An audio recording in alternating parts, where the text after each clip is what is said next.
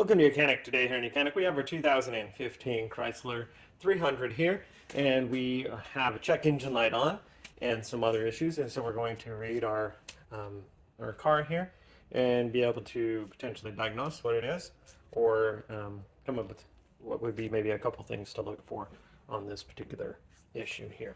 So with this vehicle, we're going to hook up our OBD-II connector for the CAN-2, and then the OBD port is located right down here, right next to the parking brake panel there. Okay, so now that's hooked up. It beeped at us a couple times, which means that the light isn't, or the power is not on to it, so it's not detecting any power yet. So we're going to just reach in here on the steering there and tap that button twice, and that puts it into the run mode. Well, the accessories and the run on this particular vehicle, for the run, for you to be able to connect with the vehicle, you need to have it in the run mode. Not necessarily started, but it needs to be in the run. If you have it in the accessories, it doesn't communicate with the ECU or anything like that, and it doesn't pull the information. So on the dash we have it's telling us that we have a tire low, so we'll have to fill that up. And we have all the different temperatures of the vehicle and what our battery voltage is. And that's in the vehicle info. But more importantly, so I had something that came up on my dash when I first turned the vehicle on, which is this message which says service the shifter. And there's no lights illuminating on the shifter, and you can't turn the knob on that electronic shifter. So we're going to read the codes right there. We're going to read the codes and then try to maybe see what it says it's doing. And our check engine light is on. So with the scanner, we got the diagnostic. And so now it's connected. And then we're going to pick the Chrysler, the smart VIN. And this is where, if you don't have the power on to the run position, you won't be able to get, it won't do this communication here to tell you that matching the year, make, and model, and we check that the VIN number matches what's on the car. And then we'll just do a quick scan. So this is going to do a full system scan and going to read through all of the components on the vehicle, and then we'll diagnose it when it comes back. All right, so it has gone through the full system scan here, and this is what has come back. So we have no faults in the brake system. We have one fault in this body controller. Well, two faults. One is a stored lost communication with the telematics gateway, and a humidity sensor, which that has to do partially with the air conditioning. Then implausible data received from the body control module, and that one is also stored. That's in our power steering. Something with the we have an occupant restraint, so a sensor that is not connected or having a short there. And then this is our power control module, and this is the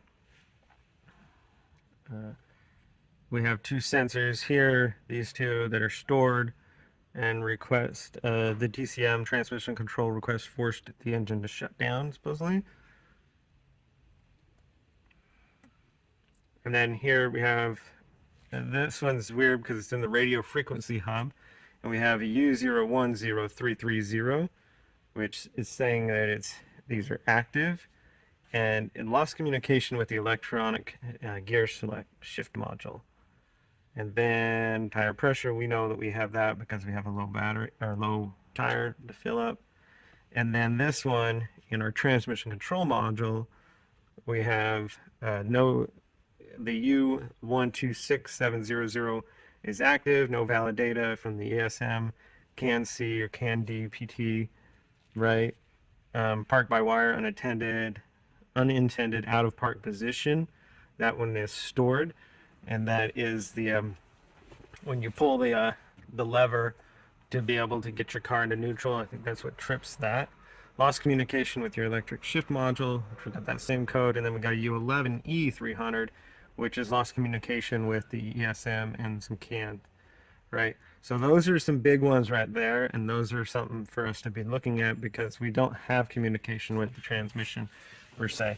So when we start, if we were to, and we can see on the dash, we have the service shifter, and we can start the vehicle, and it starts, but it says shift to park, and right down here, like, we don't see any lights illuminated, and as we try to turn this dial, it doesn't do anything. So we'll turn it off, and we need to do some more diagnostic of what's going on. Now, we have a lot that it has lost communication with this unit. Now, whether there is a corrosion with the connector that goes into the transmission, or maybe something just as simple as something has fallen apart in here.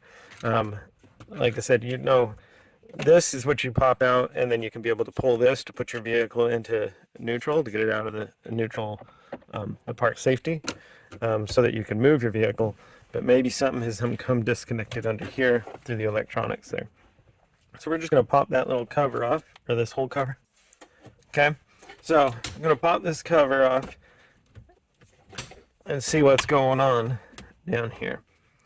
And so this popped and removed, fell out here, and we can see there should be an electric connector in there.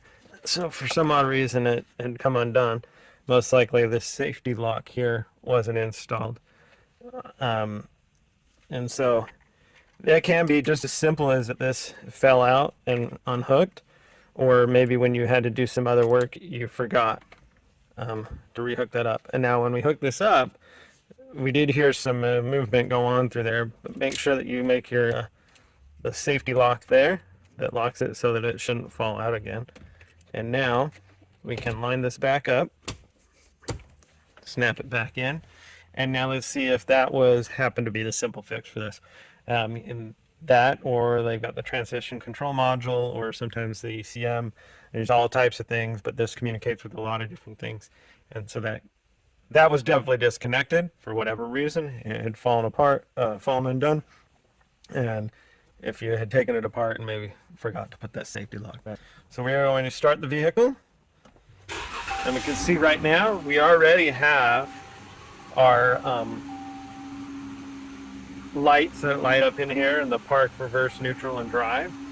And then this actually now spins, the dial does spin.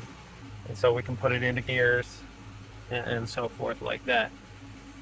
And then if we scroll through our vehicle information, let's go back down to see if the message has happened to clear. Oh, see, we have no stored messages. So that happens to be what our main issue was with just that right there. And so that kind of cleared out the message. So if we were to rescan, it would make that would be stored. But we're going to just go through the process to clear and erase all of the codes at the moment, because we did have many codes in a bunch of different modules, which were all reverting to the same unit. All right, so going after we cleared the codes, we have some codes. We have these two codes here, which is sensor 1, sensor 2. The circuit is low on our O2 sensor, so we'll have to take a look and dive into what is causing that. And then this is now stored, which was our transmission request forced the engine shutdown, which it was active before. That's good. We don't have any in the radio frequency, and that's what had this control module at the moment. And then our transmission control module, it's just that we won't have the correct data yet, and that's just going to come by when you drive it. That one's stored, pending, lost communication, and lost communication. So these are now pending versus that they were active. And so they're sitting there, and then that one's there. And so that was the fix for this particular issue, was that the connection had come undone in the gear selector mechanism. And then there can be other electrical connectors that come undone.